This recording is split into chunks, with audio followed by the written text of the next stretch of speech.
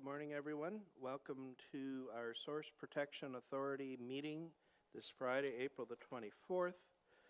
With that, I'm going to call this meeting to order, and I'm going to turn to Vice Chair Metcalf to do our land acknowledgement. Thank you, Chair Foster. The Niagara Peninsula watershed is situated within the traditional territory of the Haudenosaunee, Andirondack, and the Anishinaabe, including the Mississauga, the Credit, many of whom continue to live and work here today. The territory is covered by the Upper Canada Treaties and is within the protected with the Dish One Spoon Wampum Agreement. Today, the watershed is home to many First Nation, Métis, and Inuit peoples. At the NPCA, we strive to further our commitment to shared stewardship of natural resources and deep appreciation of Indigenous culture and history in the watershed in small ways every day. Thank you very much. I'm going to turn to the clerk to do a roll call. Vice Chair Metcalf. Present. Member Beatty. Here. Member Clark. Member Cridland. Present. Member Grant.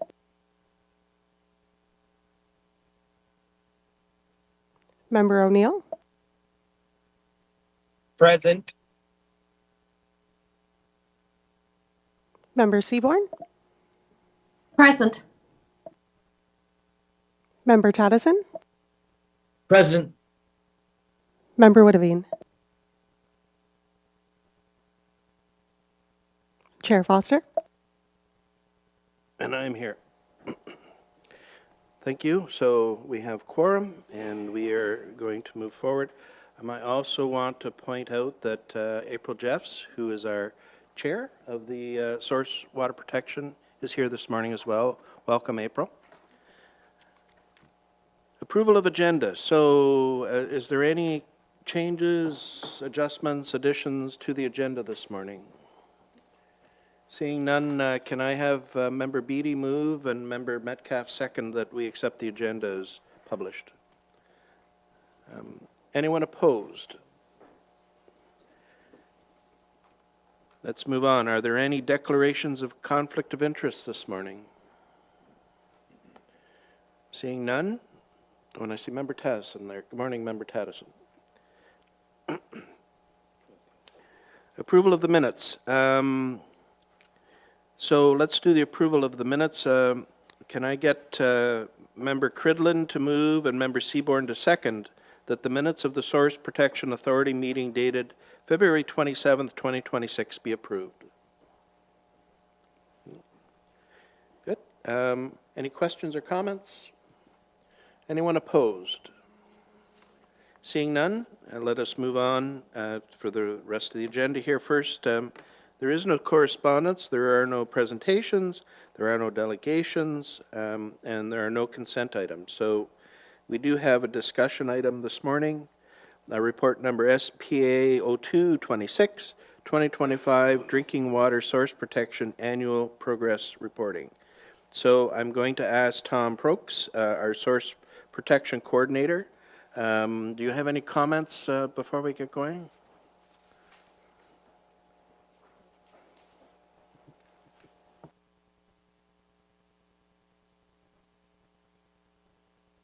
Thank you, Chair, and through the Chair to the members. The Source Protection Annual Reporting is quite straightforward at this point.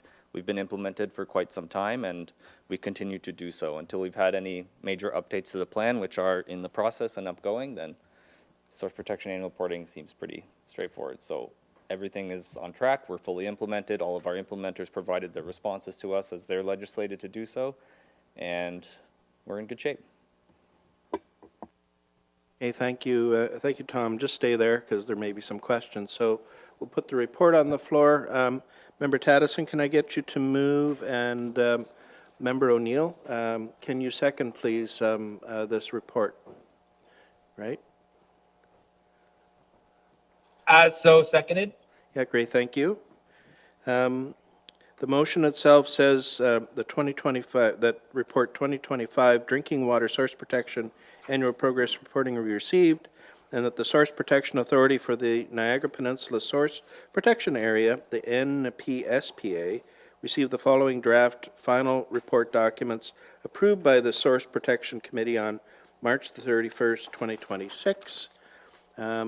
NPSPA 2025 Drinking Water Source Protection, or the DWSP. Boy, we got a lot of acronyms, don't we? Annual Progress Report, and the NPSPA 2025 Supplemental Form, and that the Source Protection Authority approved that the aforementioned documents be submitted to the Ministry of the Environment, Conservation and Parks to meet the legislated reporting requirements, and that further the NPSPA 2025 Drinking Water Source Protection Annual Progress Report be posted on the Niagara Peninsula Source Protection Area website. Questions on the report or on the motion? Seeing none, anybody opposed to us with this? And I see none. Thank you very much. Well done, Tom. So. And of course, you have another report now, too. So, and the second is the appointment of SPA liaison to the SPC. So, we're seeking an appointment from the board to act as liaison at Source Protection Committee meeting. Source Protection Coordinator Tom Prokes can answer any questions related to this report. Before I go any further.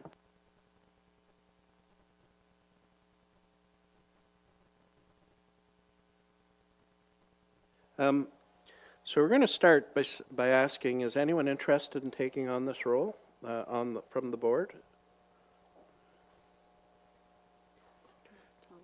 Okay, Mr. Beatty.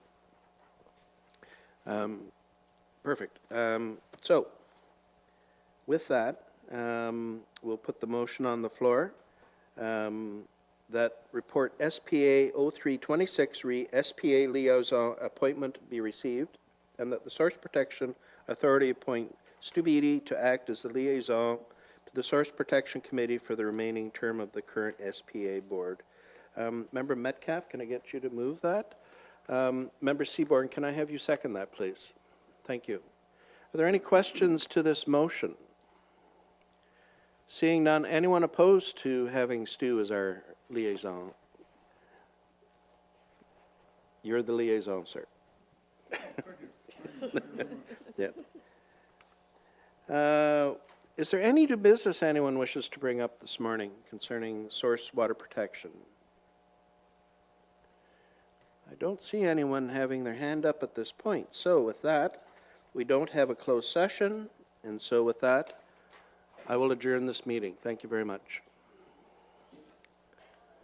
And we're going to give maybe about a 2-minute, and then we're going to go and start into our board meeting.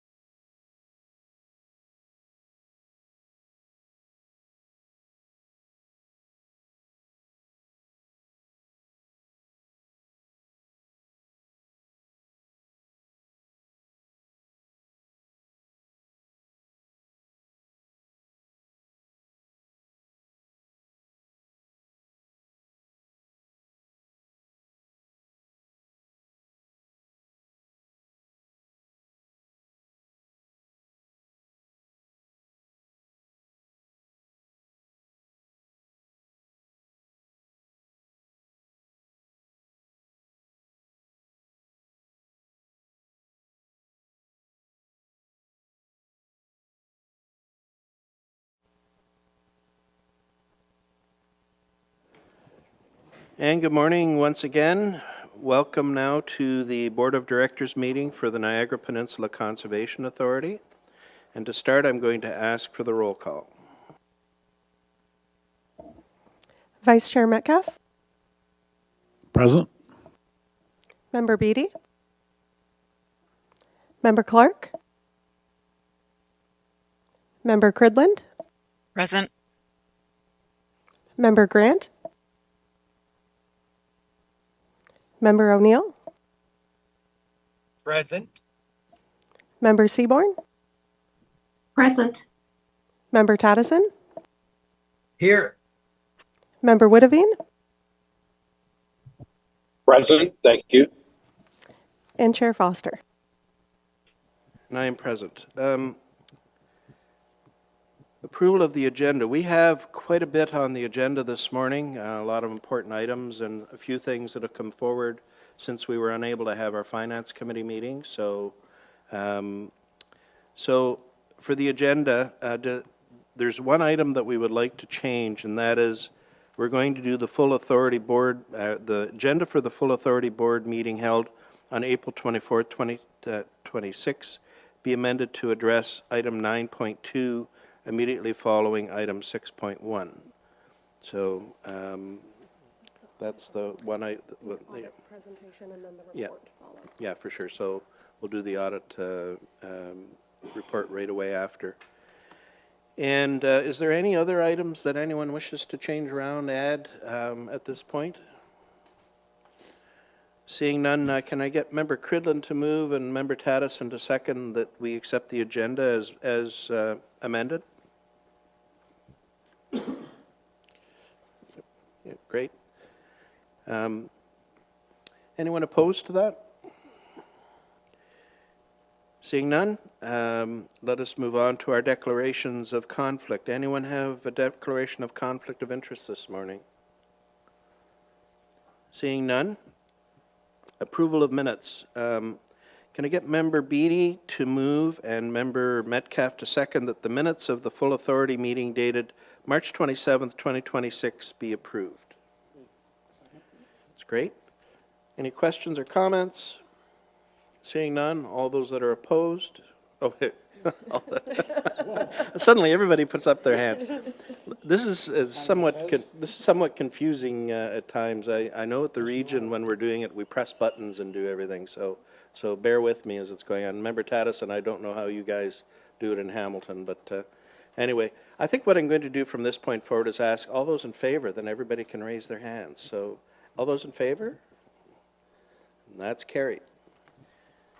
That's a much more positive meeting. Chair's update this morning. So, the first tree planting of 2026 was a great success in Fort Erie, and it was on Wednesday, April the 22nd, this past week. Thank you to the town of Fort Erie, the Niagara Community Foundation, and to our staff and volunteers for kicking off the season with such a wonderful event. Bill 97 passed third reading yesterday. CAO Leilani Lee Yates will be going over the proposed changes to the Conservation Authorities Act in a presentation later on in this meeting. Communities along Lake Ontario's shoreline are invited to take part in a major new collaborative initiative focused on preparing for the growing impacts of flooding, erosion, and extreme weather. The Lake Ontario Coastal Resilience Pilot Project brings together the Niagara Peninsula Conservation Authority, Conservation Halton, and the Hamilton Conservation Authority in partnership with Conservation Ontario, Indigenous partners, municipalities, and other regional collaborators. Residents are invited to learn about local shoreline risks, ask questions, and provide input at upcoming open houses in their communities. With 5 open houses scheduled in the first week of May, residents from Niagara on the Lake up to Oakville are invited to check out their website and join us at an open house near them. We're looking forward to hearing more from all of you. Last thing that I have on my list, there's 2 here yet. Just for those that are in the Lincoln area, tomorrow, Town of Lincoln and the Rotary Club of Lincoln are giving away trees at the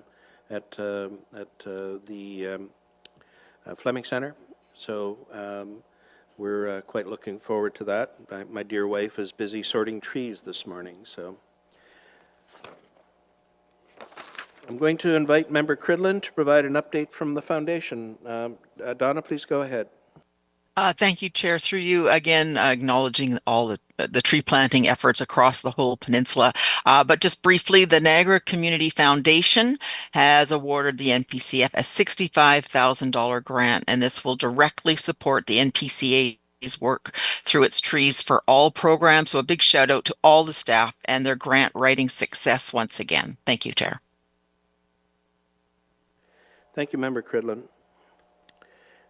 Is there anything else any other members want to say on a positive side for conservation in Ontario within our area? It's we'll come to that as we go through the rest of the meeting. So, correspondence. So we do have some correspondence this morning. The correspondence dated April the 10th, 2026 from the Ontario Public Service Employees Union Re Provincial Plan to Consolidate Conservation Authorities be received. Member Seaborn, can I get you to move, and Member Taddison, can you second us receiving that correspondence? Thank you very much. Any questions? All those in favor? That's carried.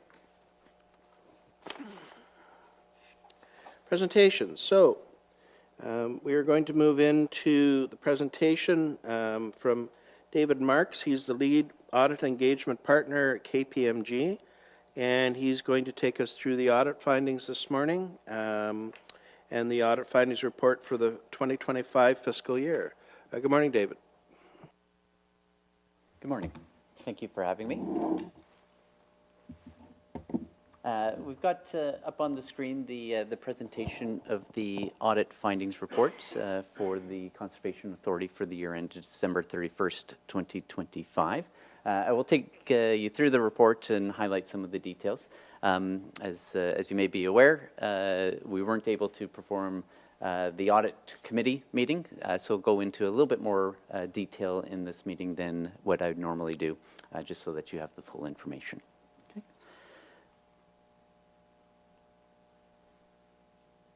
Trying to get the clicker to work here. See if I can scroll down. Okay, so you're stuck with me today for the presentation, and I'll move through to a couple pages here where we get to the status.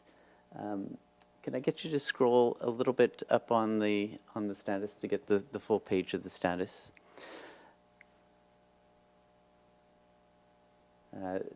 Sorry, down a little bit. Yes, that would be the page, right. Thank you. So as of today's date, we're in the position to be able to issue our audit opinion on the financial statements. We've received all the information that we require from management. The last outstanding really item that we have is a matter of board approval that I would expect to happen today. Upon that, we do ask management to provide us with a representation letter, which is a letter that we provide to management, get them to sign and send back to us, essentially saying that they've provided us with all the information that we require for our audit and agree with the findings. So with that, we'd be able to issue our audit opinion, which is a clean or unqualified audit opinion, which means that the financial records of the Conservation Authority are stated in accordance with the transactions of the organization in accordance with the accounting framework being public sector accounting standards. Okay. As we move on to some of the other details, for materiality, we've set materiality at the level of $480,000. That's based on total revenues that were estimated at the end of the year. Consistent benchmark that we've had from previous year, and a relative consistent amount of materiality that we have used. Okay. As I move through to the next item, being the management override of controls, there's a couple presumed audit risks that are associated with Canadian auditing standards. The first one is management override of controls. We have addressed this during the course of our audit. We obtain 100% of the journal entries that have been posted by management in their books and records. We filter that for criteria that we would deem to be high risk or unusual, and should any of those entries fall out of that, we test those to ensure that, that we understand the nature of the transaction, the authorization, the approval that has occurred. So happy to say that there was nothing that came to our attention that would suggest that management is doing anything other than trying to record the transactions of the organization. Additionally, in response to management override of controls, we do look at any estimates that are made during the course of the audit, understand if there's any biases that occur from management, either overly aggressive or overly conservative in when determining the estimates. And again, there was nothing that came to our attention that would suggest that management is doing anything other than using the information that they have available to make their best estimate, for those particular items. And we're not aware of any other unusual significant transactions that would require investigation for the organization. Okay. As I move forward to grants and deferred revenue, so it's a key area of our audit focus. We do look at the support that is coming through, from agreements that have been provided. We do look at and vouch back to some of the municipal levies that have been received during the course of the year, ensuring that things have been recorded accurately within the financial statements, as revenue or deferred where appropriate. So happy to say that there was no misstatements that occurred with regards to revenue recognition and the recording of revenue. As I move over to other fees and revenues, we use a monetary sampling procedure to sample a selection of transactions that have occurred during the course of the year and tie those back to supporting documentation.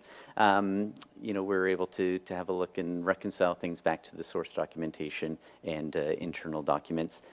Nothing came out of our audit procedures in terms of findings to be aware of there.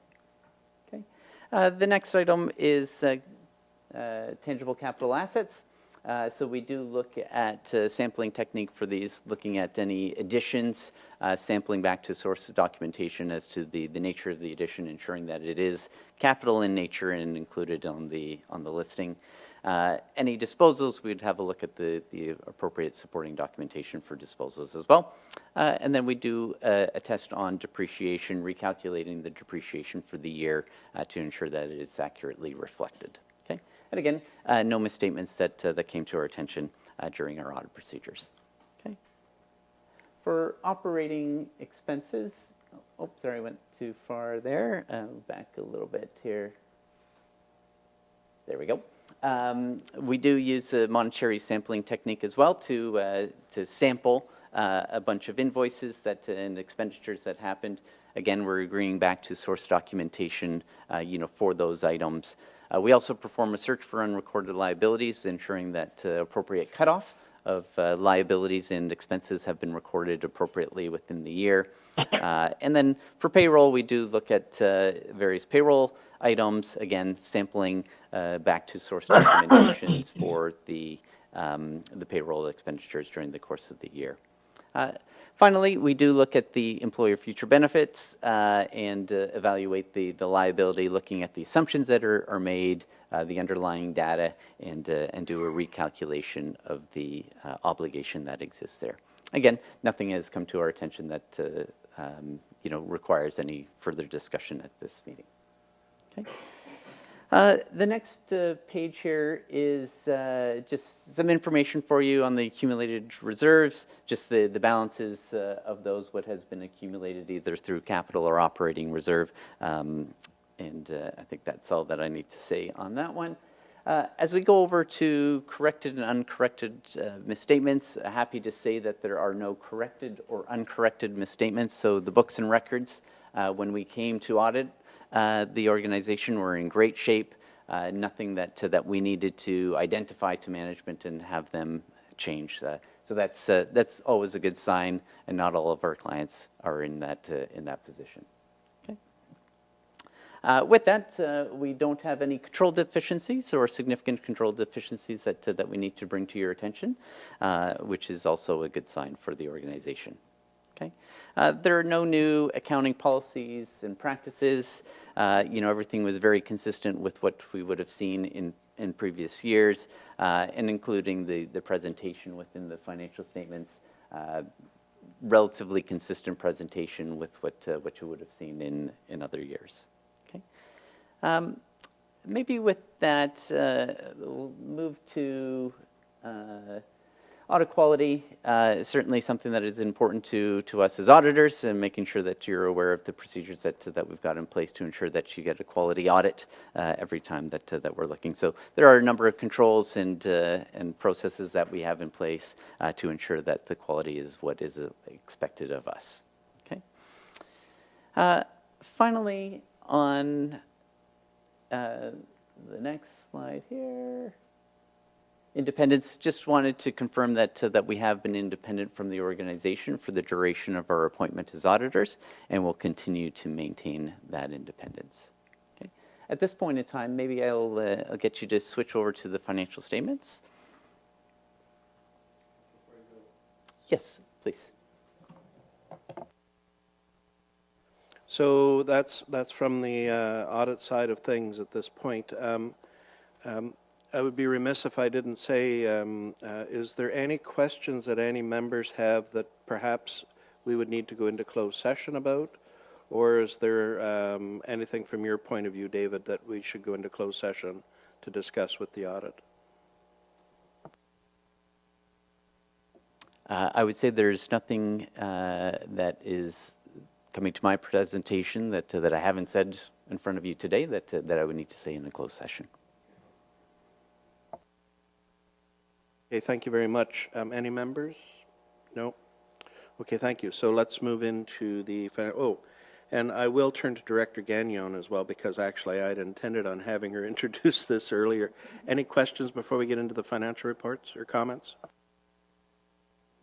No, Chair Foster, thank you. Brief as usual. Okay, go ahead, David. Thank you very much. Okay, so we'll start with the financial statements here. The first pages are audit opinion. As I mentioned, it is a clean or unqualified opinion, meaning that the financial statements are fairly representative of the transactions of the organization in accordance with the accounting framework. The opinion then does talk about management's and those charged with governance responsibility. Management and those charged with governance are responsible for the financial statements and the fair presentation in those statements. Then it does get into our responsibilities as auditors to understand the risks of the organization, conduct the various procedures, have conversations with management as well as those charged with governance on our findings. So that is a normal report that you would have seen in previous years. As I move through to this, and if I could get you to scroll down so that fits it in. Oh, sorry, up. Sorry, I'll tell you the wrong direction each time. My apologies. So this is the statement of financial position, which is the balance sheet.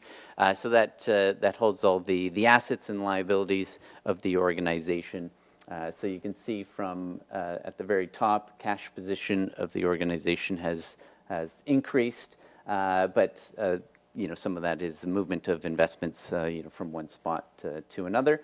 As you look at the liability side, those are the obligations that the organization has. One of the measures that we do look at is the current ratio, which is looking at kind of the financial assets compared to the financial liabilities. So there is a good ratio there in terms of being able to fulfill those obligations as they come due, which is always positive. Down at the bottom half of the financial statement are where we have the bulk of the items being the tangible capital assets. So those are the assets, the buildings, the vehicles, etc., that exist within the organization. As I move through to the next page, which is the statement of operations, this contains all the revenues and expenses of the organization for the year. Revenue is up slightly in the middle column. You can see at 19.7 million compared to 19.3 million in the year before, and expenses are up close to budget, under budget, but greater than the previous year as well. So the ending accumulated surplus or contribution to the surplus in the year is about $2.3 million, which is the third line from the bottom that you can see in the middle column. Okay, I'll move over to the statement of cash flow. We'll skip this one. The statement of cash flow shows all how cash was used within the organization. So starting at the net surplus that was available for the year, looking at changes in working capitals, accounts receivable, prepaid balances, accounts payable, etc. You can see that there was positive cash for that, $4.3 million. Then there was capital activities. So this is the purchase of tangible capital assets of about $5 million that you can see kind of in the middle of the page. There was purchase of some intangible assets as well. There was a bit of a reclassification and moving of things from one year to the next in that. So that's a new line that is showing this year, but generally consistent with what those assets had existed previously. But there were some additions to the intangible assets of about $600,000 in the year. Down in the middle bottom part, investing activities, you can see that there was proceeds from the share sale of the investments, which we noticed on the balance sheet, so that is a cash inflow. And then finally, some repayments of debt in the financing aspect. So net cash increased by $2.3 million in the year, ending the balance at about $1.76 million. Okay.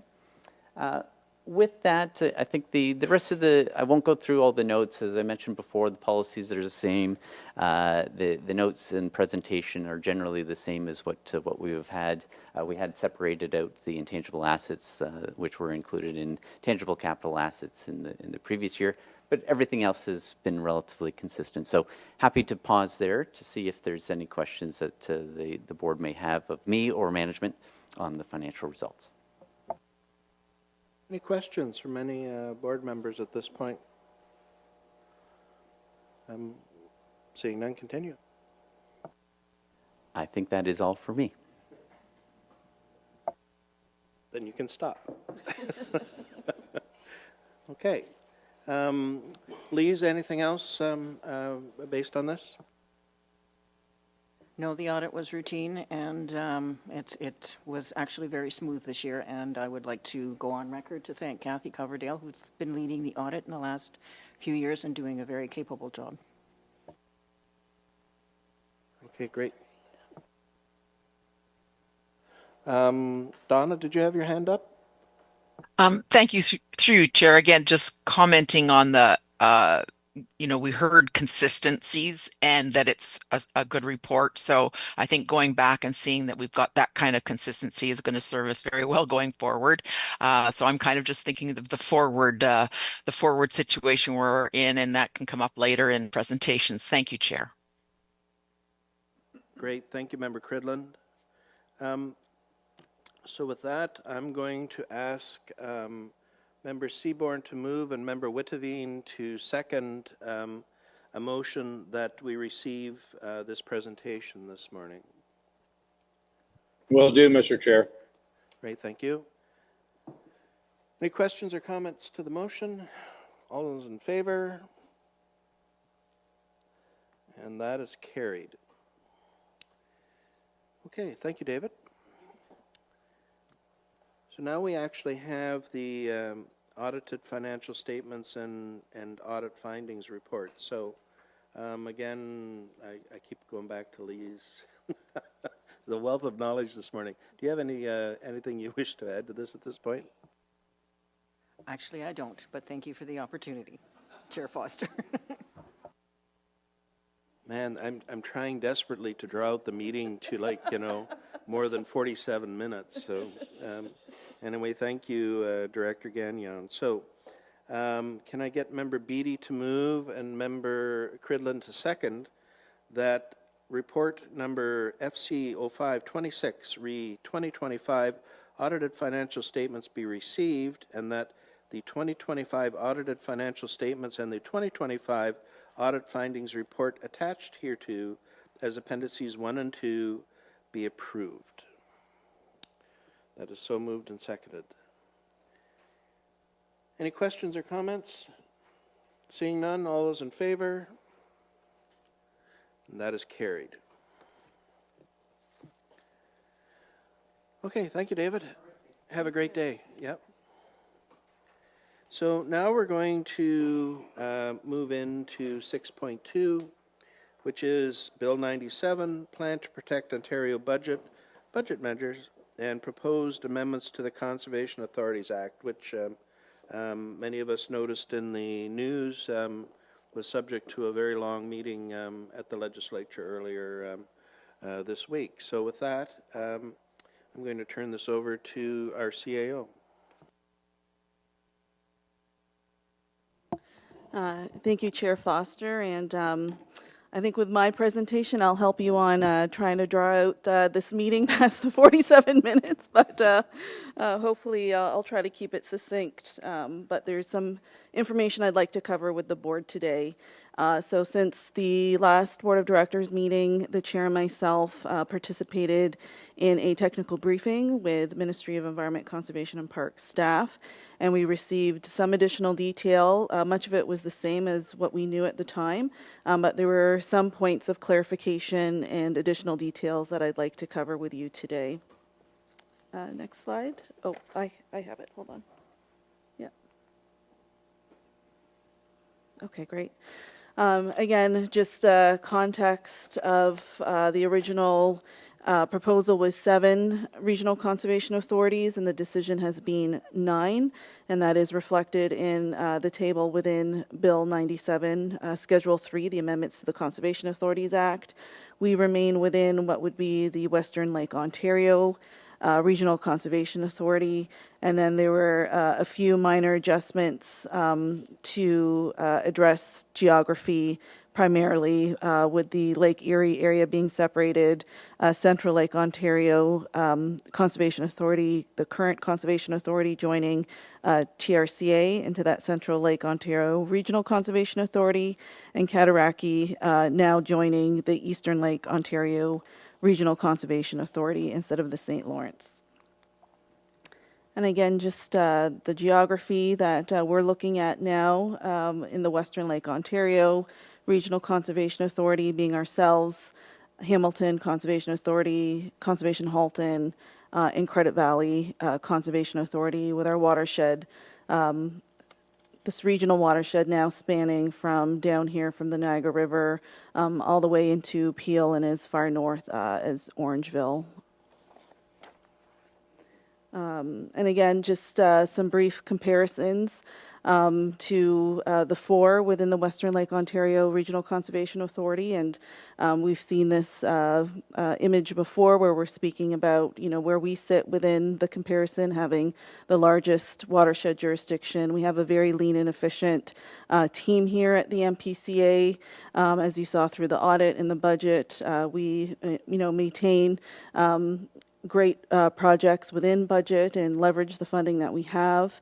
What's also interesting to see is we also have a fair bit of permit activity that happens down here in Niagara, and sometimes associated with that is compliance and violation matters that we've worked diligently over the years to create the policies and procedures to address that.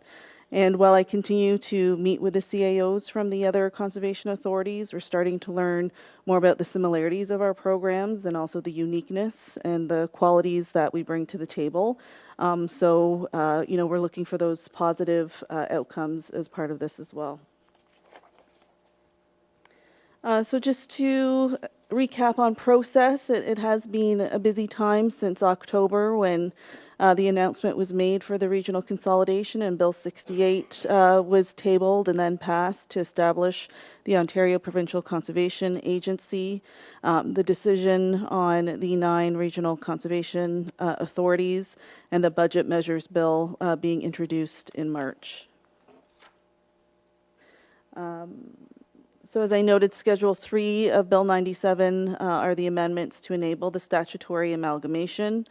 April 2nd, it passed second reading, and it was ordered to a standing committee, but that was then discharged later in the month and ordered to third reading. We now know yesterday it did pass third reading after a long debate that occurred the evening before.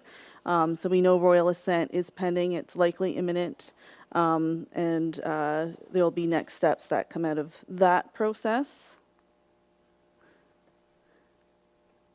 So the legislation covers the new governance model and requirements for transition committees and transition plans.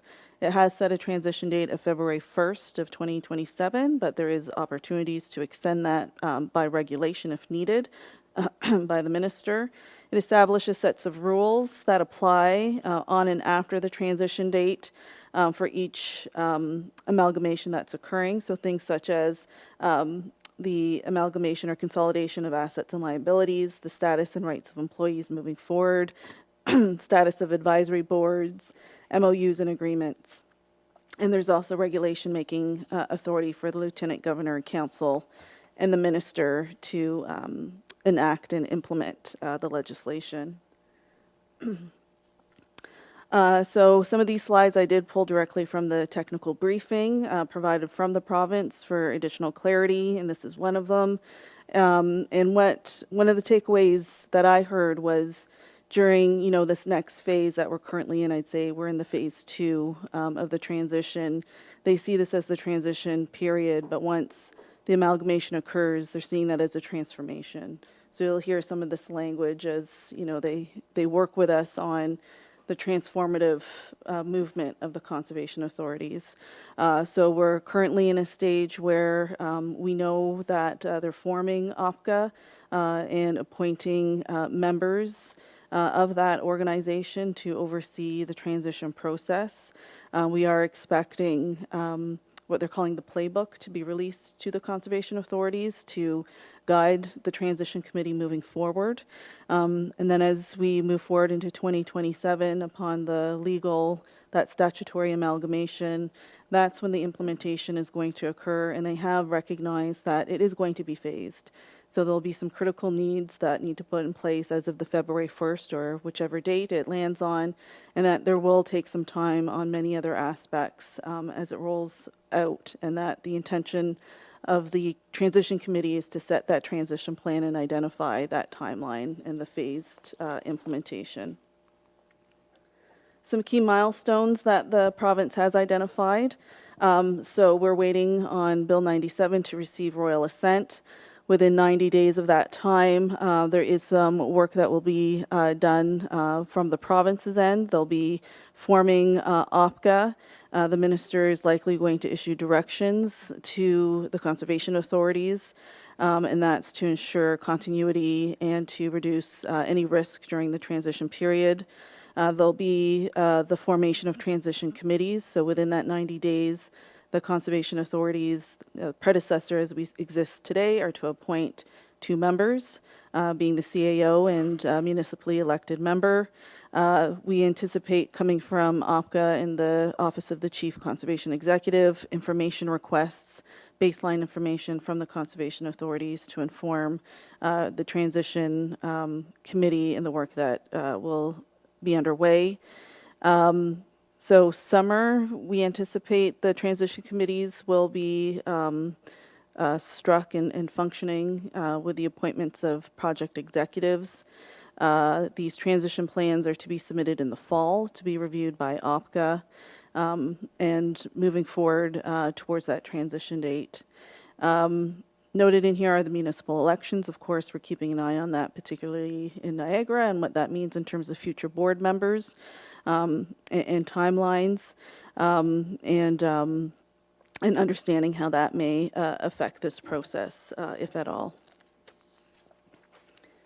The province did break down sort of their expectations of the different parties involved in this process, with the minister and his office following royal assent, as I noted, issuance of directions or these temporary guardrails and directions on budgeting for this year. the appointment of the agency board of directors and a CEO. And then they'll be looking at further legislation and regulatory changes in the fall. And some of these that they identified, as they say, are consequential as a result of the amalgamation. So there may be changes required to the Clean Water Act to look at the Source Protection Authority boundaries as it relates to the new Regional Conservation Authority boundaries, perhaps consequential amendments to Regulation 4124, which is our permitting regulation, and any further changes to the CA Act related to budgets under the regional conservation authorities. OPCA will be the agency that will be overseeing the transition. They'll be providing us with the playbook by which we'll pull together the transition plan. They'll be appointing the project executives for each of the 8 regional conservation authorities that are amalgamating. Lakehead, they'll continue in their current form, but we'll work with OPCA on the transformational matters that they intend to bring to the province. The transition committee, so it'd be ourselves in Hamilton, Halton, and Credit Valley, we'll be busy over the summer and into the fall developing the transition plan and submitting that to OPCA. Again, within 90 days of the royal assent, we're to appoint the 2 members, provide information that's requested from us. So our staff do know that there may be requests for information from their departments. We're being proactive and starting to pull together and centralize a lot of the information that we typically do through the annual reporting and the budgeting, and bringing that into a central location to provide that information. For the budgets this year, and I'll speak to it in a bit more detail, they've let us know to move forward under the current framework in terms of budget, so that's not going to be an amalgamated budget this year. Municipalities, they're noting the elections and the appointments of members, and I would add to this the budget process. So I'm sure our partnering municipalities will be very interested in what this means and the potential impacts on their budgets moving forward. And we hope to seek that clarification from the project executive when we go forward with the budgets. So a bit about the transition committee that we know of. As I noted, it'll be established between the 4 within the Western Lake Ontario RCA to appoint 2 members within the 90 days of receiving royal assent, or the province will appoint members. OPCA can appoint additional members, and we understand there could be people with certain expertise that may benefit the work of the transition committee that they may appoint to the committee. The project executive will chair the transition committee, and they'll become the inaugural CAO of the Regional Conservation Authority up to 24 months following the transition date. And these committees will dissolve on the date of regional consolidation, be it February 1st or a later date. And then just also to note, the playbook that will be provided from OPCA, they did say they recognize that one size won't fit all. They're trying to build in the flexibility of that playbook so that we don't lose, the unique qualities of our individual conservation authorities through that process. So the plans themselves, again,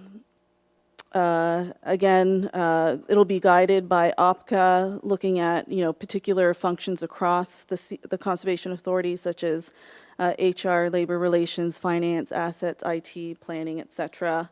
They'll need to be submitted to the OPCA for approval, for review and approval.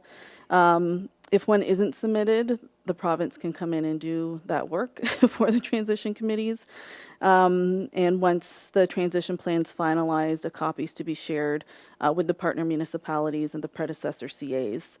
There are opportunities within the legislation to amend by request and approval to OPCA, and there are requirements on implementation progress reporting in the legislation. In terms of operational continuity, there was clarification. Permit applications underway will continue with the new Regional Conservation Authority. Hearings and legal proceedings initiated under the predecessor CAs continue. Our provincial offences officer appointments carry forward. MOUs and agreements continue with the new RCA. All current advisory boards continue with the new RCA. So we've got our Public Advisory Committee, we have our Wayne Fleet Bog Ad Hoc Committee, we have our new 12 Mile Creek Ad Hoc Advisory Committee. So these are all intended to continue. And our understanding is when there's discussion around the new watershed councils, each RCA can have the discussion on, the roles, responsibilities as come down from regulation on those councils, and whether these our current advisory committees continue in their current form, or there's an opportunity to look at the watershed councils as part of that function. And we did get clarification that our current boards will continue to operate during the transition period until the new boards are established to ensure continuity, and that's already written in the Conservation Authorities Act, and that has been our practice. But of course, if February 1st slides, I guess we'll have to have discussion on, board availability to continue on in that capacity. And they recognize that in the discussion. In terms of the temporary guardrails, so anticipating directions from the minister. And as I noted, the intention of these directions from the province is to ensure the continuity of services, minimize the risk during the transition period. Some of the examples they gave were disposition of assets or major procurements, something that may be a liability, I guess, added liability as a result of the amalgamation onto the other. So trying to minimize the risk to the predecessor CAs as it moves forward is our understanding. So as I noted, these decisions could prohibit certain decisions. It could require a CA to give notice of certain decisions. And then it could be requiring authorization of decisions from specified persons, so say to the agency or the transition committee. They're intended to be applied to extraordinary decisions to mitigate that risk and ensure the stable transition. They're not intended to interfere with the day-to-day operations of the CAs. The directions are intended to expire on or earlier of the date of transition, I guess noted in regulation. A decision by an authority that would be in contravention of a direction would have no legal effect, and any resulting agreement would be void. And they made that clear in the technical brief. And the current Conservation Authorities Act that speaks to the establishment, enlargement, amalgamation or dissolution of CAs is currently suspended until the transition. In terms of labor relations, and there were questions at the last board meeting, this is information that's being provided by the province. And so they noted that the amalgamation would be governed by the Public Sector Labor Relations Transition Act. And we are working with our legal counsel to better understand that process and what it may mean to us as part of the amalgamation. It's intended to set out the clear, structured framework for dealing with labor relations following restriction of public sector organizations. They noted the benefits would enhance the clarity of the process of negotiations. They're noting, the role of bargaining units as part of this process. They did note that seniority would be dovetailed, so that seniority rights are merged and sorted by employee starting date with the former employer. So we're currently digesting this information, and as I said, we've retained legal counsel to advise in moving forward. A bit more detail on the project executive. It is understood that they are looking for project executives who have experience within the Conservation Authority world, who have held that senior executive leadership. So these are people that would understand conservation authorities and watersheds and watershed resource management, and that's the intention. They would not be an employee of OPCA, but they would be paid compensation and expenses agreed to with the agency. And the agency may issue directions to the project executive as the chair of the transition committees. They would become the inaugural CAO up to 24 months. In that 24-month period, the province may choose to replace the CAO, or the CAO may choose to resign, and there's the flexibility to reappoint at the provincial level through OPCA or through the board itself. And then OPCA may also require payment of fees of the new regional CA respecting the appointment of the executive in relation to their role as the new CAO. In terms of budgets, as we know, as of today, we continue with separate budgets under the existing framework. So we will run our budget process, our typical fashion and process. I'm sure there'll be discussions, through the transition committee to look at perhaps consistency as we're moving forward. We do anticipate there be directions on the budgets, particularly timing of budgets. Not all conservation authorities have their budgets completed early like we do. Some roll over into the new year, so we do know that the minister will like all the budgets to be completed by end of year, so that starting at transition, they're all done. We do know that they need to look at budget-related regulations and part of the Conservation Authorities Act to make sure that there's alignment with the new regional structure and with their partnering municipalities. And again, the amalgamation of budgets are to occur in accordance with the transition plan and any updated legislation and regulation that guides it. So what we currently know today, and we want to reassure our partners and our staff too, that our critical, impactful work continues today. There's no staff reductions. Our local offices remain open. We're available today, to speak with anybody who comes to the counter, and we continue with the great work that we're doing. We are waiting on the royal assent to trigger the cascading of events that will happen throughout the year. The MECP did note that they're going to lead regional workshops with the 8 RCAs to look at areas around alignment, early risk identification, to guide the transition committee work. We know there's active recruitment of project executives occurring and appointments to OPCA. The appointments to the transition committee within 90 days of royal assent will be our next step. We do know that some conservation authorities have been proactive and have already appointed their 2 members, and some of them have already come together in sort of a more informal get to know each other type meetings. So we know that is happening across the province too. We continue to engage internally with our staff. We had a staff town hall yesterday. We'll continue to communicate with them. We have an internal information hub available so they can access information.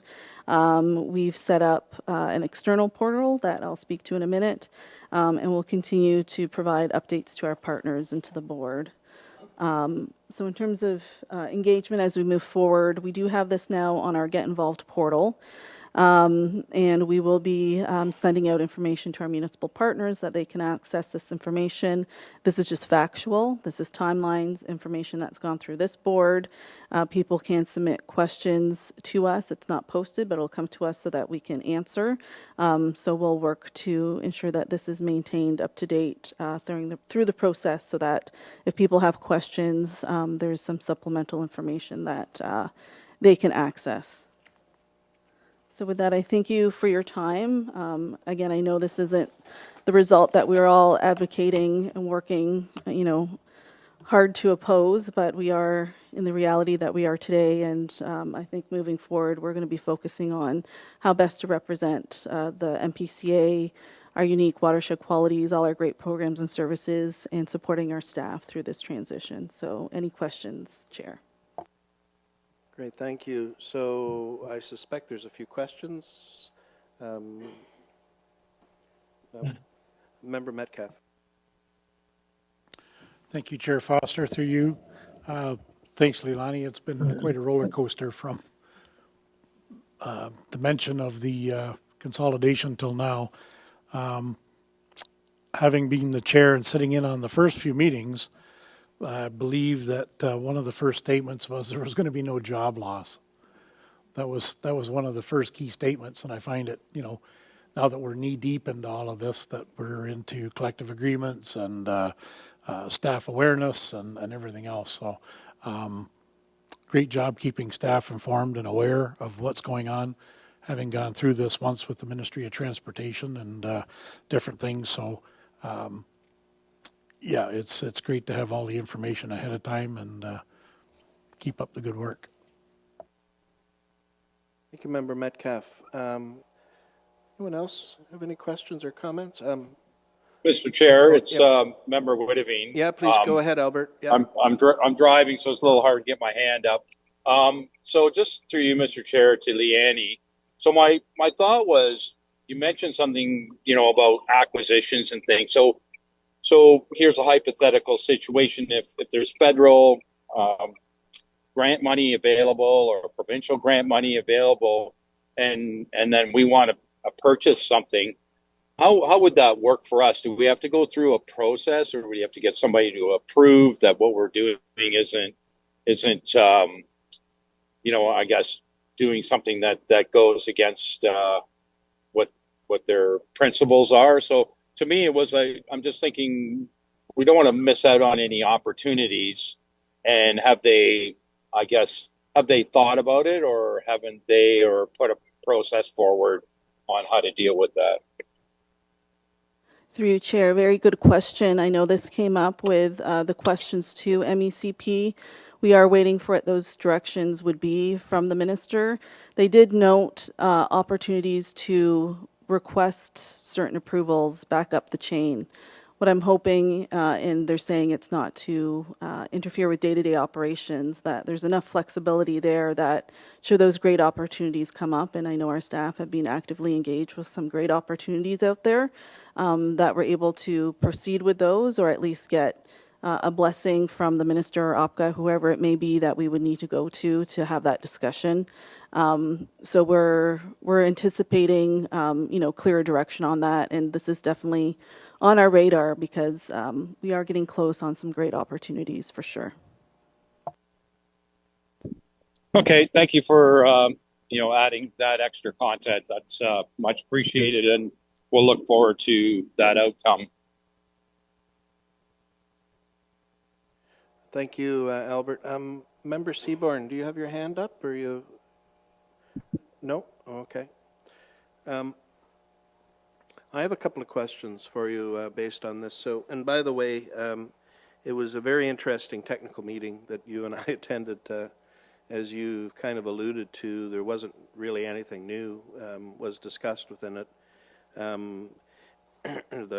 The ministry people had no sense of humor whatsoever in that meeting. I must tell you, it was very matter of fact. This is the way it's going to be, and how soon you're going to be completely on board, I think really was the way that it went. Question for you on Credit Valley. We've read all sorts of things going on. So they've kicked up quite a fuss down there. I'm just wondering, any ramifications that you've heard back and through the grapevine? Thank you, through the chair, to get other board members up to speed. The mayor of Brampton and Mississauga did send a letter to the minister and the premier, strongly opposing the amalgamation, recommending that CVC stand on its own as a strong conservation authority, meeting the timelines, very efficient. And my understanding is there's perhaps some further discussion as a result of that letter, but seeing that Bill 97 has gone through without committee, without further amendments, and now pending royal assent, and not, being a part of the discussions at CVC, just seeing it on our side of the fence, it does seem like the legislation's moving forward. Okay, thank you. What else do I have on here on my list? The top role, the executive role that's coming into play. What's your expectations of that? Are they going to be tagging, one of you as the CAOs within these areas, going to have to take on dual responsibility? Is it going to be, a third party that's not involved? Like what's your expectations within that? So we didn't get a whole lot of detail from the provinces, the technical briefing, other than saying they want these people to have the experience of the CA world and understanding watersheds and the work that we do, and the process, will unfold and they'll let us know more. So I think in an ideal world, it would be somebody who's familiar with our watersheds, in Willorca, and understand that the great work that we do. I guess the options would be if they were to pull from one of the four or have a third party, but at least they would be experienced in this work so that, in the 3 months that we're going to be tasked to come up with a transition plan, they're going to hit the ground running and not need, 2 of those months to get up to speed on what our organizations do. So, I think it could go either way, and we're just waiting at this point to see what the decision is. Okay, thank you. Member Taddison, do you have your hand up? Member Cridlin. Thank you, through you, Chair. To the CAO, could you just review again about the appointment, that there's 2 appointments required? I think this was sort of this is sort of like a next activity, and that some of the others have sort of done some of this work a little bit. But if you could just revisit the appointment of the 2 people that's in the summer or now, and this has the government, they've obviously recognized this is through an election period. So I think I heard that, these are elected officials that are then now going to be in their election cycle and now taking on this extra role, which is not going to be insignificant. So could you just review again what the expectation is on that activity? Thank you. Through the chair, I understand at this time the legislation asks for the CAO or an alternate if the CAO can't sit on the committee, and a municipally elected official from the board. What we're seeing and what I know with the few that have already moved forward proactively, it's their CAO and their chairs at this time. I got the sense from the technical briefing, they know it's an election year. They know there are time commitments that are going to be happening. And there may be the flexibility, say if an elected official is coming against challenges, to talk with OPCA about what needs to be done to look at appointing another member. But at this time, it appears to be the CAOs and the chairs at this time, from the ones who have already appointed, and from my discussions with the other conservation authorities, that seems to be what's going to be recommended at this time. So if I could continue through you, Chair? Yep, go ahead. If there's room, and I'm just trying to listen to that it was the CAO or an alternate, but it doesn't say an elected municipal person or an alternate. So it's silent, it sounds like, on alternate. So could we at least have the alternate proposed, and just for this smoothness over the summer, and and without it being stated who it is necessarily, but at least that there's an alternate there for that continuation to happen over the summer, if that's something that's reasonable. Thank you. Through the chair, I think the contingency planning is reasonable. And, whatever the wish of the board is to appoint those 2 members, will notify the province. And I think in that notification, we can also note the concern of the board that it is an election year, and there will be obligations of board members. And we have, the board's wish was to hold an alternate in the event that the elected official cannot continue. So I think that's fair that we can provide that. So through you, Chair, if that needs a motion or something more official, we could do that maybe under new business or whenever it's appropriate. Thank you. We actually have a part 2 motion that we're going to recommend this morning as we go through this. So, okay. Thank you. Okay. Any other questions for Leilani? Seeing none, thank you very much. Thank you for laying all of this out for us. So we're going to break this into 2 motions. The CAO and I did have a discussion earlier about the other, they're setting up. My understanding is that in Hamilton, I believe Member Clark has been, he's the chair of the HCA, has been put into the role from the political side of things, or from the, oh, that goes next week. So So anyway, the first motion we're going to deal with, whereas Bill 97, Plan to Protection Ontario Act budget measures, Schedule 3, includes amendments to the Conservation Authorities Act to enable the statutory amalgamation of Ontario's conservation authorities into 9 conservation authorities. Whereas Bill 97 has passed the third and royal assent is imminent. Third reading, pardon me. Whereas within 90 days from the date of royal assent, the Niagara Peninsula Conservation Authority will be required to appoint 2 members to the Transition Committee for the Western Lake Ontario Regional Conservation Authority.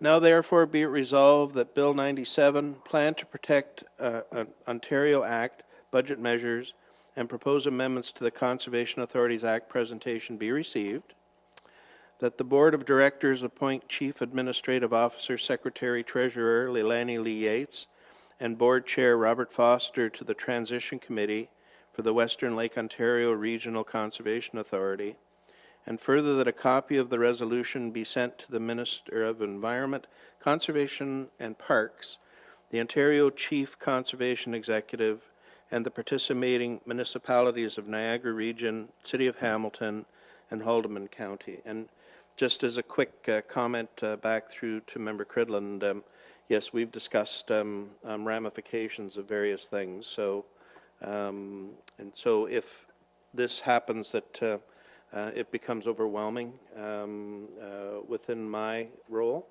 we will bring that back to the board for a secondary choice. Okay? Any questions or comments to this motion? Seeing none, all those in favor? Oh, yeah, sorry, and a mover and seconder. I see Michelle Seaborn and I see Donna Cridland on the thing. Can you move and second that, please? Thank you. And all in favor? And that's carried.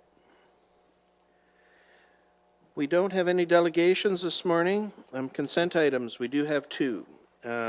Motion that the following items be received. Report number FCO 426, Banking and Investments 2025 Activity, and report FCO 326, Procurement 2025 Activity. Member Whitavine, can I get you to move these 2 consent items? And Member Beattie, could you second it, please? I will, Mr. Chair. Yep, thank you very much. Any questions to either one of these items? Seeing none, all those in favor? That is carried. Discussion items. This morning, we're going to have the discussion item around the Finance Committee work plan. And again, this was thanks to us not being able to get quorum for our Finance Committee meeting earlier. So this is coming direct to the board. So with that, Director Gagnon, can you just give us a brief overview of this, please? Certainly. Thank you, Chair Foster. So this is a routine report that comes to the Finance Committee annually to outline priorities and deliverables for said committee for the 2026 fiscal year. For 2026, aside from routine work, the work plan includes several corporate strategic priorities, which include strategic and operational asset management plan, digital transformation plan, a grant funding strategy, the 10-year capital plan, and the Conservation Authority regional consolidation or amalgamation. Happy to answer any questions. Great, thank you. And to get this on the floor, can I get Member Metcalf to move? And Member Seaborn, can you second this, please? Thank you. So any questions to Lise about the Finance Committee work plan? Seeing none, all those in favor? And that is carried. Second report is the financial report itself, and that's from Q4.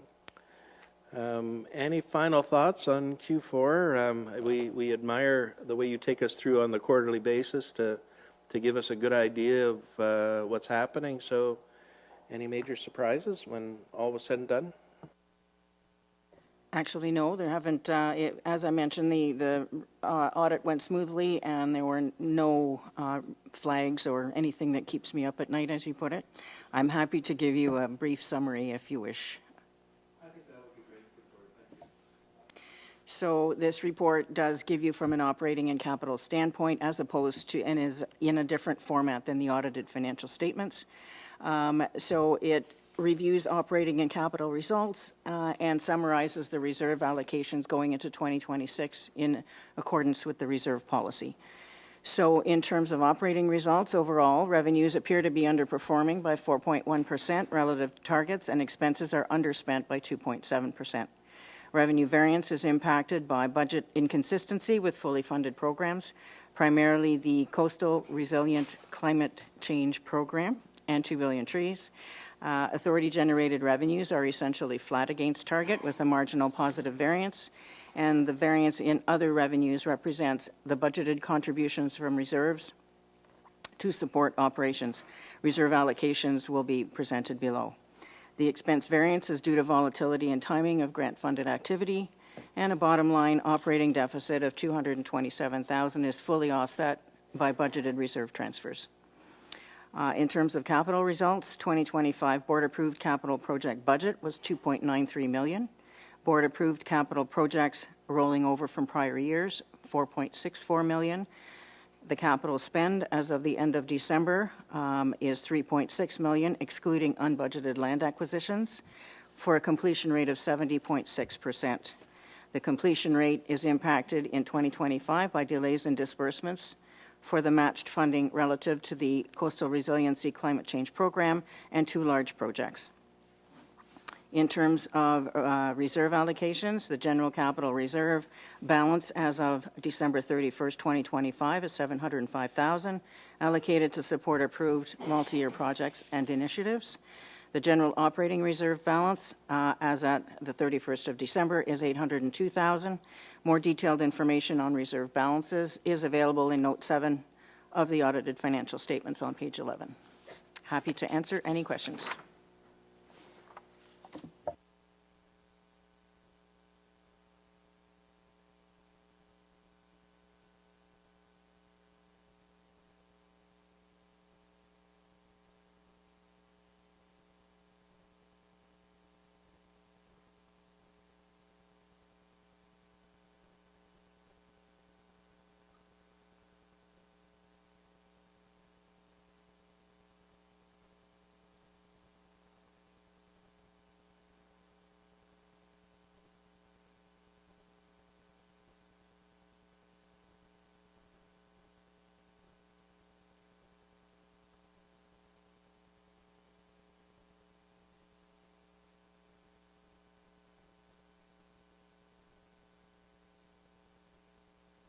Excuse me, Chair, but we can't hear you any further. Thank you. So I had Member Beattie move, Member Cridlin second, which is why nobody nodded their heads. And I've also asked for all those in favor. So that explains why you guys didn't put your hands up. So, so all those in favor. That's carried. Thank you.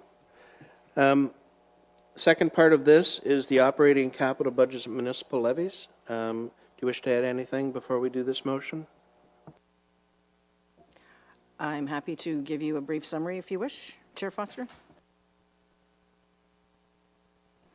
So the purpose of this report is to provide the board final approvals by municipal partners on the 2026 operating and capital budgets, approval on reserve allocations for 2026, which I mentioned in the previous report, and approve a list of unfunded budget priorities for 2026. So on October 24th, 2025, the board passed a resolution to approve the budgets and municipal levies with authority to bring forward to municipal partners for discussion. Further, that staff report results of municipal discussions to the board in Q2 of 2026, which is what this report does.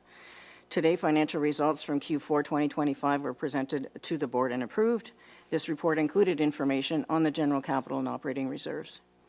Municipal council approvals of 2026 levies, operating and capital budgets, Niagara Region, February 12th, 2026, as same for Haldimand County, and the City of Hamilton, February 18th, 2026. Reserve allocations, as mentioned in the previous report, operating reserves, $802,000, capital reserves, $705,000, and the land securement reserves consolidated of $927,430. The unfunded budget priorities are noted in Appendix 1 and represent critical pressures that current financial resources cannot accommodate. Approval is sought to allow staff to address these pressures should funding become available through external sources or within the approved budget envelope. Again, happy to answer any questions.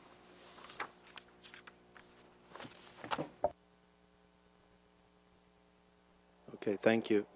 There is a motion that I'll put onto the floor, that report FC 0626, re 2026 operating and capital budgets final be received, and that in accordance with the board approved reserves policy, the amount of $912,317 be allocated from reserves, capital operating, and land settlement to fund ongoing initiatives carried over from 2025 as per details provided in this report, and further that the 2026 unfunded budget priorities list attached as Appendix 1 be adopted and staff be authorized to update the list and address critical pressures as funding becomes available through external funding sources and or within the approved budget.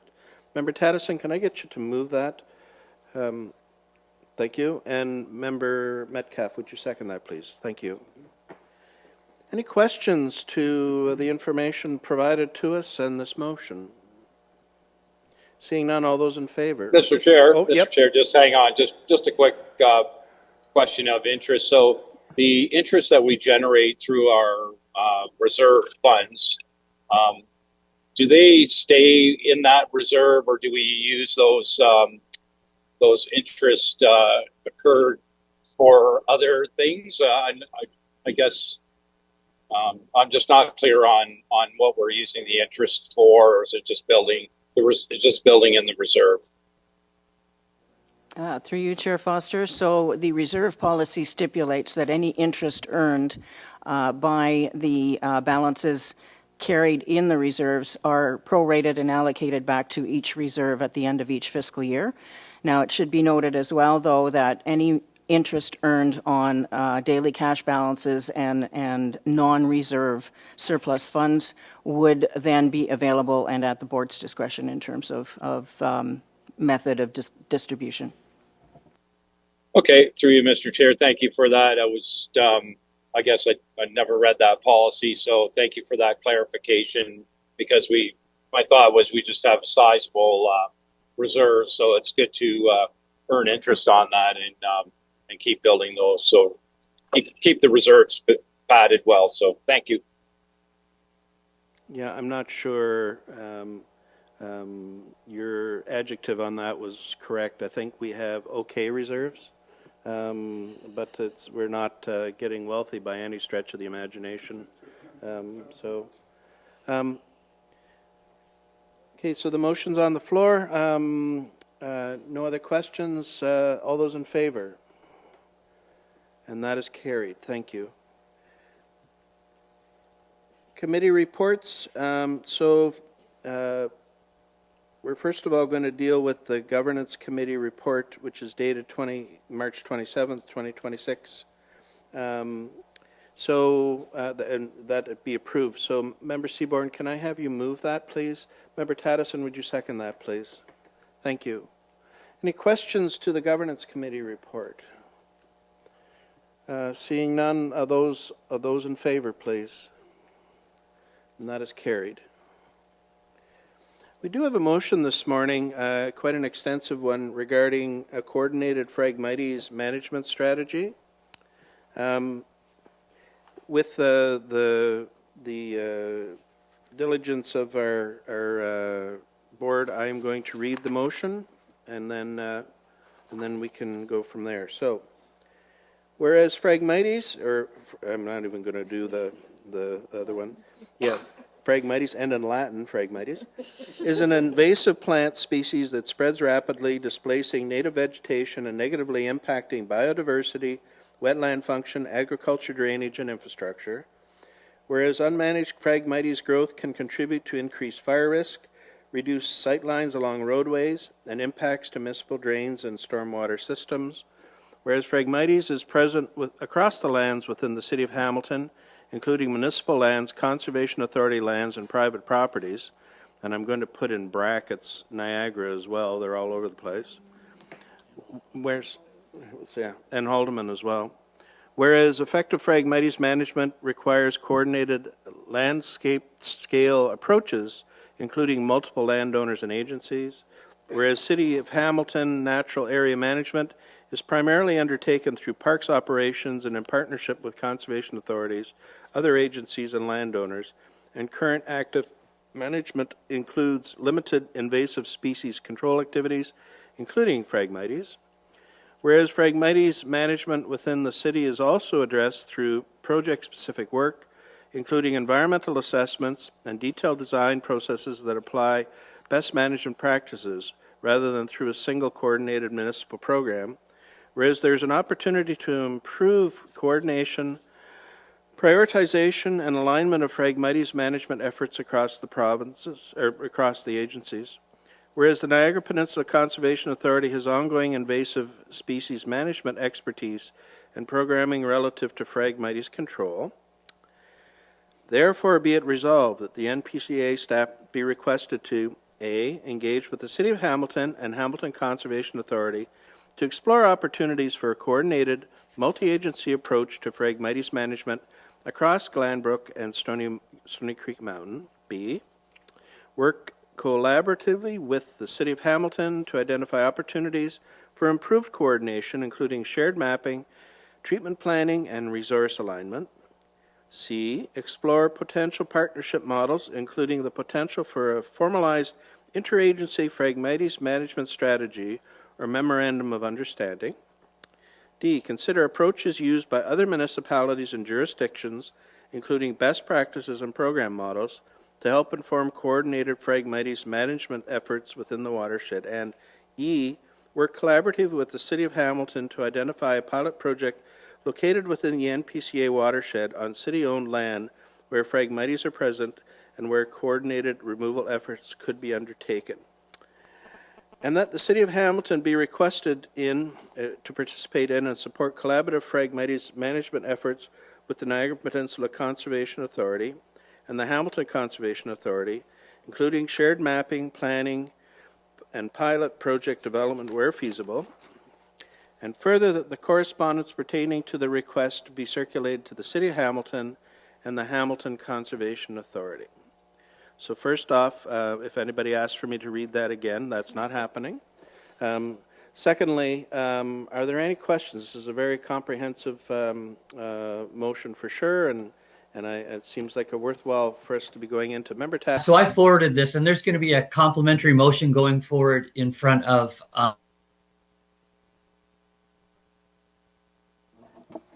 Member Taddison, we lost your audio.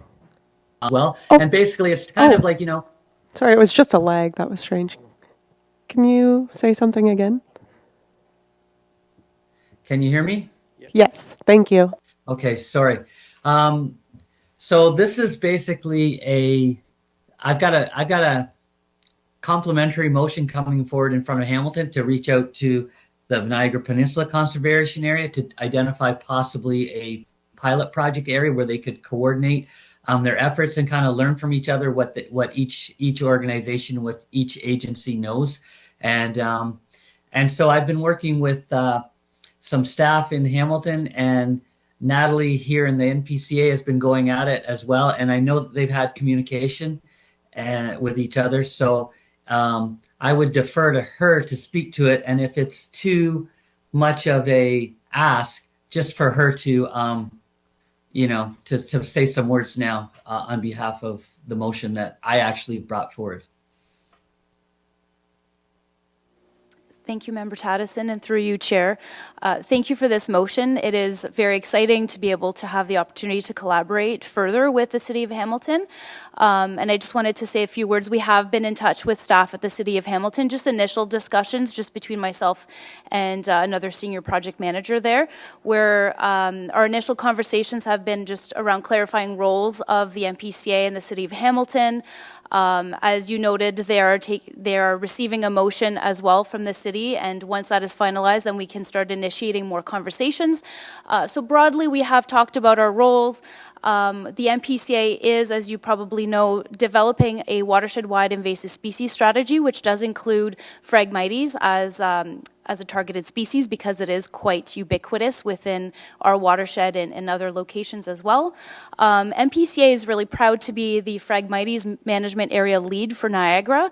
I understand that the City of Hamilton, Conservation of Hamilton and possibly Conservation of Halton are also in conversations with invasive species centers to do the same. So there's really great opportunity to bring us all together to have those conversations.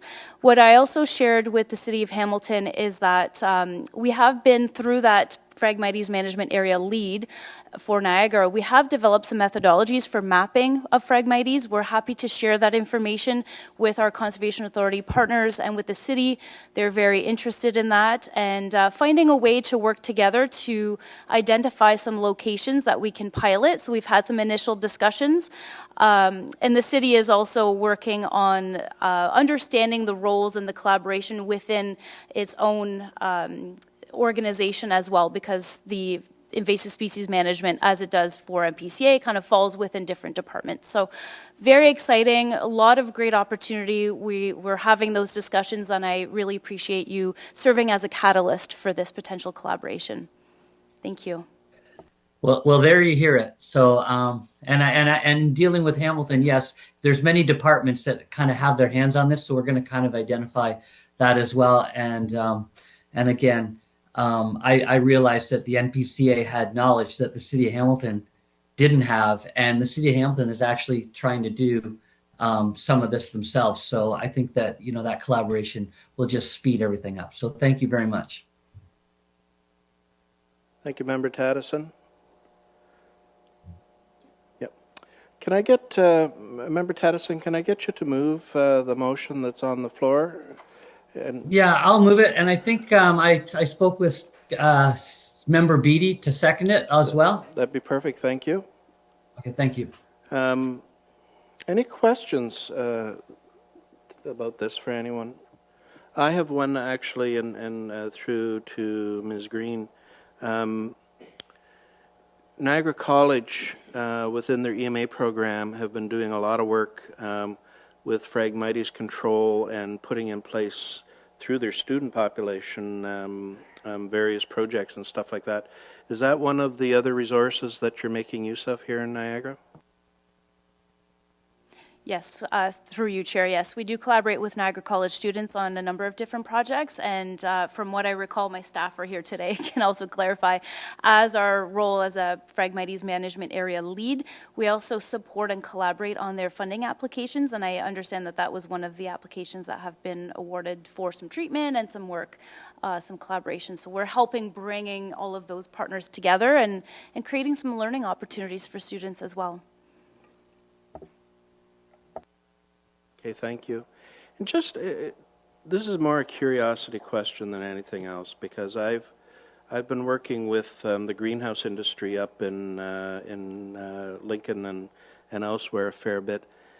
Is there anything that can be done with the Phragmites when we actually weed them out, if you want to put it that way? Is there any potential composting? Is there any potential methodology of going and getting these things to a stage where they could be a product in something else?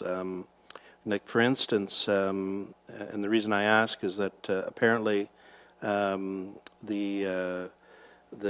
it the bulrushes or whatever that are in the swamps apparently makes incredibly good filler for the greenhouse industry and what they're doing with things. So anyway, has there been any work done at all in that area? Thank you, Chair. I'm not sure if they have been, but I do know that Phragmites in particular, it spreads really easily through a seed head and through a rhizome. So I don't imagine that we would want to be using it in a composting or in a repurposing. I can defer to staff if that's if there's different technologies that have been found to reuse them. But from my understanding, as soon as you compost them or reuse them, they're going to spread some more. And And that's why we have to be very diligent in removing it. So you can't just cut them off. The seeds go everywhere. Very hard to get rid of. So, yeah. Thank you for your question. Any other questions? Seeing none, all those in favor? And that is carried. We have another, we'll call it another Tattison motion here this morning about eco toilets, and what's printed in our agenda isn't quite what we wanted. I believe Melanie received the actual motion that we'd like to go forward with, so with board's approval, I'll have Melanie read what the motion is to be, and then we can proceed with it accordingly.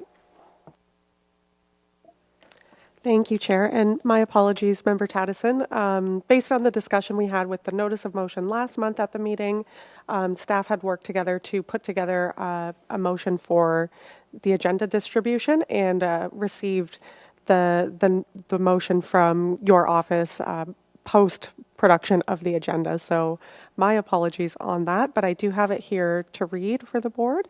Okay. So we have here, whereas Binbrook Conservation Area Beach is located on land owned and operated by the Niagara Peninsula Conservation Authority, and whereas there are picnic areas in the park that are regularly used but are a significant walking distance from accessible washroom facilities, and whereas NPCA is committed to sustainable environmental practices, and whereas eco-toilets provide an innovative, sustainable, obstacle-free, accessible, self-sufficient, odor-free, comfortable, hygienic experience for users. and whereas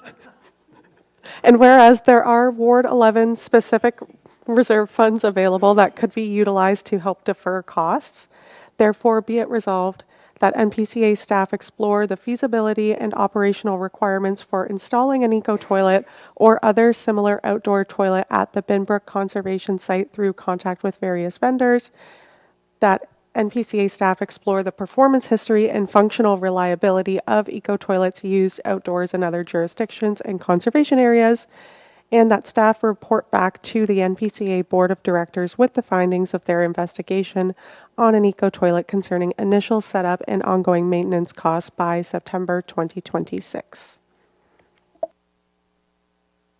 What a great motion, Member Tattison. Thank you. Yeah. So can I get you to move that we go through with this motion? Yeah, and Member Beatty will be the seconder again, so thank you. Great, thank you very much. Any questions to the motion? Seeing none, all those in favor? That is carried. Yeah. Does anybody wish to announce any notices of motion? I don't hear or see any. Under new business, Member Seaborn, I'm going to turn to you first under new business. Please go ahead. Thanks very much, Chair Foster. Beamer has had some problems recently. I'm sure this lack of rain, lack of sunshine, has caused some problems with some of the pathways. It got picked up briefly by a local paper, which generated quite a bit of interest with local hikers and what have you. And I just wondered if staff was available to talk about where that is right now as far as a plan for alternative paths, and what the short-term outcome is, and perhaps what the long-term plan is. Thank you for the question, Member Seaborn, and through you, Chair. And as you alluded to, yeah, unfortunately, we've had some extreme weather that's caused some erosion and compromised the slope stability at the staircase connection at Beamer Conservation Area. So in collaboration with the Bruce Trail Conservancy, the NPCA has closed the staircase trail to ensure public safety while long-term options are being assessed. Beamer Conservation Area remains open. The staircase connector trail is closed. Visitors can still access the upper trails from Quarry Road and the lower section through Bruce Trail via the Gibson Street access. The NPCA has installed signage and barriers at the staircase trail to protect visitors and has commissioned a geotechnical study to evaluate safe, longer-term options for reconnecting that trail section. The staircase connection remains a significant aspect within the Beamer Conservation Area Management Plan, and the NPCA will continue to update through its regular communication channels and via the Beamer Management Plan Get Involved page. So other than that, happy to take any further questions on it. Okay, thank you. Any other questions, Member Seaborn? Please go ahead. Yeah, I wonder if you've got some kind of a timeline. I mean, we're into April, and May's around the corner, and so is our hiking groups and what have you. I just wonder if you've got some kind of a timeline as to whether a permanent decision or maybe a long-term decision, perhaps a short-term decision, might be made as well, just so people have an idea of just what you're working on here. Yeah, thank you, Member Seaborn, and again, through you, Chair. Unfortunately, until we receive the geotechnical study back, I don't think we can make an estimated time frame on it. Once we get that study back, we can certainly report and provide communication on updates as soon as we can once that study results are back.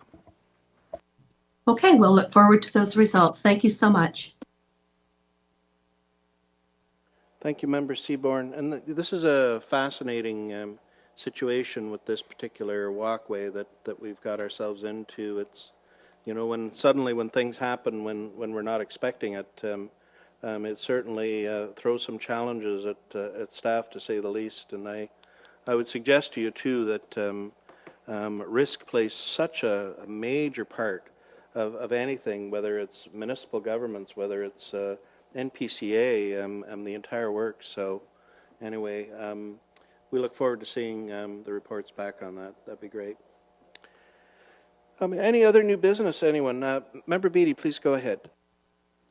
Yes, I note that the Finance Committee didn't meet because of quorum. I would suggest that, if it helps, that my name be added to the Finance Committee, and maybe that'll ensure that we get a quorum. Thank you.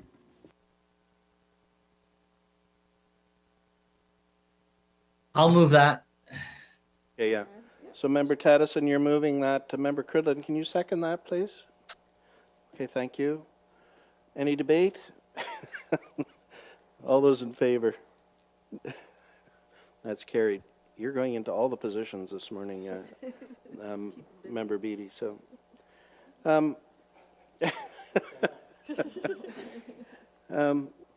any other new business?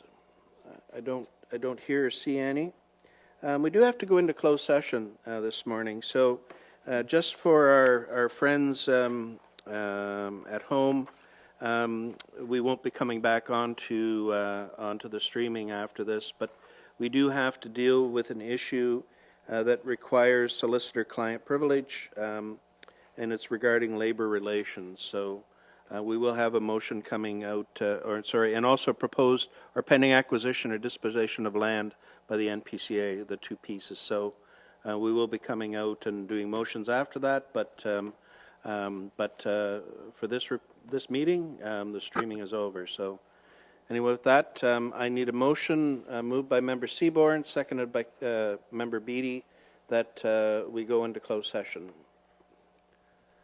All in favor? And that is carried.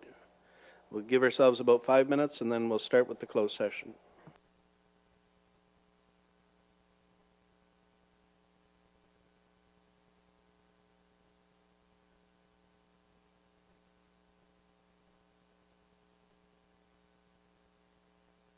Get through.